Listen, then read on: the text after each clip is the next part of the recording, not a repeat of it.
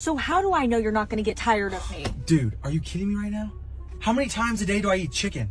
I eat chicken probably 5 or 6 times a week. Do I get tired of eating chicken? Well, no. No, I play the same video games I've played since I was 10. Last 20 years. I'm not going to get tired of you. I know, but like, video games and food are totally different than a person. Like, I'm a person. Okay. Video games and food don't talk back to you trust me. or nag at you to do the dishes or get upset when you don't wash your clothes and leave them scattered all over the house. So how do I know? That's not a good example. Well, honey, that's what a relationship is about. It's about trust. You have to trust me. I'm not going to get tired of you. I think you're beautiful. Yeah, but one day I'm not going to be beautiful anymore.